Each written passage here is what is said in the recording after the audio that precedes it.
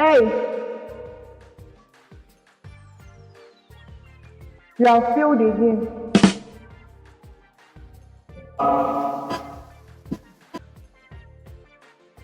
That's the true definition of you. My failures does not define me. Says who? Systematically, all mistakes are experienced. It is also an opportunity for greater growth. So therefore, my failures are only refining fire to prepare me for greater success. Academically, spiritually, financially, never give room for a what? Failure.